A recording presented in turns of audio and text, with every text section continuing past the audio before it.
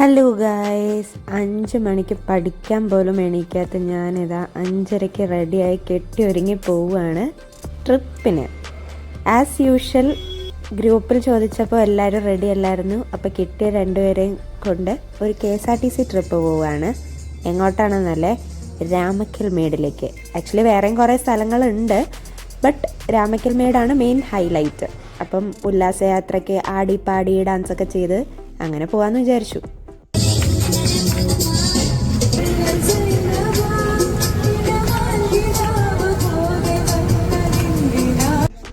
നമ്മുടെ first stop Nadukani view point ആയിരുന്നു. Perfect കാലാവസ്ഥയായിരുന്നു, like not too cold not too hot പോലെ. അതുകൊണ്ട് എല്ലാവരോടും സംസാരിച്ച് നല്ല രസമായിട്ട് എൻജോയ് ചെയ്യാൻ പറ്റി.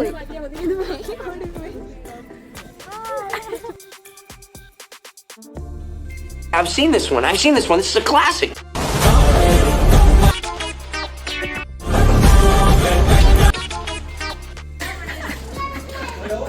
ഫ്രണ്ട്സിൻ്റെ ഒപ്പം ട്രിപ്പ് പോകുന്നത് ഒബ്വിയസ്ലി രസം തന്നെയാണ്. സംസാരിച്ച് കളിച്ചിരിക്കാം, എല്ലാ വ്യൂ പോയിന്റും ആസ്വദിക്കാം, കുറേ രസമായിരിക്കും. മെമ്മറീസ് ഉള്ള സാധനം തന്നെയാണ്.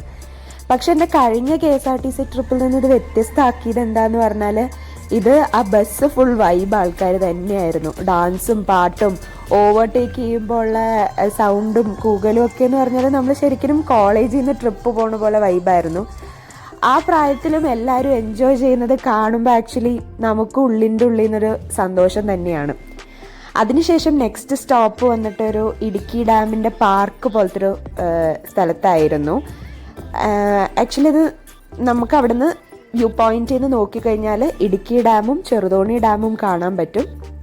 അവിടെ കുറച്ച് നേരം ടൈമൊക്കെ സ്പെൻഡ് ചെയ്തു. ആൻഡ് വ്യൂ അടിപൊളിയായിരുന്നു. കാര്യം നമുക്ക് നല്ല ഒരു ഗ്രീനിഷ് ബ്ലൂയിഷ് കളർ വാട്ടറൊക്കെ കാണാൻ പറ്റും. പക്ഷെ ഞങ്ങൾ നട്ടുച്ച സമയത്താണ് എത്തിയത്. മേ ബി ഒരു ഈവനിങ് ടൈമൊക്കെ സ്പെൻഡ് ചെയ്യാൻ, ഒരു വാക്കിനൊക്കെ പോകാൻ പറ്റിയ ഒരു പെർഫെക്റ്റ് ലൊക്കേഷൻ ആയിരുന്നു അത്. അവിടെ കുറേ അഡ്വഞ്ചർ ആക്ടിവിറ്റീസും കാര്യങ്ങളൊക്കെ ഉണ്ടെങ്കിൽ അതൊന്നും നമ്മൾ ട്രൈ ഔട്ട് ചെയ്തില്ല. നമ്മൾ ജസ്റ്റ് അവിടെ നിന്ന് ഉലാത്തി നടക്കുന്നു, കാറ്റ് കൊള്ളുന്നു, അങ്ങനെയൊക്കെയുള്ള പരിപാടികളായിരുന്നു.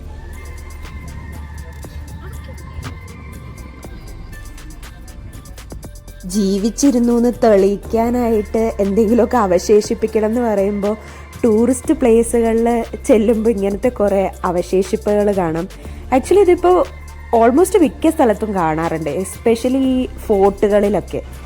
പിന്നെ ഇതിൻ്റെ ഇടയ്ക്ക് വണ്ടി പാർക്ക് ചെയ്തപ്പോൾ അതൊന്ന് ചെറുതായിട്ടൊന്ന് പൂഴിയിലേക്ക് താന്നു പോയി. പക്ഷെ അതൊക്കെ റെഡിയാക്കി എടുത്ത് നെക്സ്റ്റ് സ്റ്റോപ്പിലേക്ക് ഞങ്ങൾ പോയി, കാൽവേറി മൗണ്ടിലേക്ക്. അവിടുന്നും വ്യൂ ഒരു രക്ഷയുമില്ല. പക്ഷെ അവിടെയും നിർഭാഗ്യവശാൽ ഞങ്ങൾ എത്തിയത് ഉച്ച സമയത്തായിരുന്നു. അതുകൊണ്ട് പൂർണ്ണമായിട്ടത് അങ്ങോട്ട് രസിക്കാൻ അങ്ങോട്ട് പറ്റിയില്ല. മേ ബി ഒരു ഏർലി മോർണിംഗ് ടൈമിലൊക്കെ ഒരു വാക്കിനൊക്കെ പോയി അവിടെ വന്നിരിക്കുമ്പോൾ ഇത്ര ക്രൗഡഡും ആയിരിക്കില്ല, ഒരു നല്ലൊരു പീസ്ഫുള്ളായിട്ട് ഇരിക്കാനും പറ്റും എന്നെനിക്ക് തോന്നി. ആൻഡ് ഒബ്വിയസ്ലി ഇടുക്കിയിലെന്ന് പറഞ്ഞാൽ വ്യൂ പോയിൻറ്റിൻ്റെ ബഹളാണല്ലോ, അപ്പോൾ നല്ല രസമാണ് എല്ലായിടത്തും പോയി കാണുക എന്നുള്ളത്. അപ്പോഴത്തേക്കും ഞങ്ങൾ ടയേർഡായിരുന്നു. പിന്നെ ഒരു ഉറക്കമൊക്കെ പാസ്സാക്കി ഫുഡൊക്കെ കഴിച്ച് നേരെ രാമക്കൽമേടിലേക്ക് എത്തി. പക്ഷെ ചായയൊക്കെ കുടിച്ച് വെയിറ്റ് ചെയ്ത് സൺസെറ്റ് ട്രെക്ക് എന്ന് പറഞ്ഞത് ആക്ച്വലി ഒരു നൈറ്റ് ട്രെക്കാണ് ആയത്.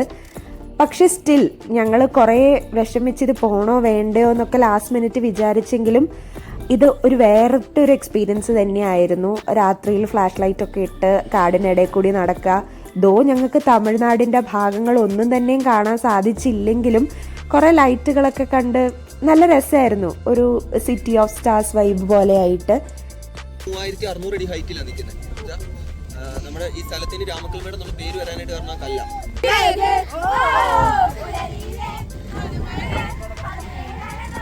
എങ്ങനെയുണ്ട് തണുപ്പത്തെ നിങ്ങളുടെ എക്സ്പീരിയൻസ്?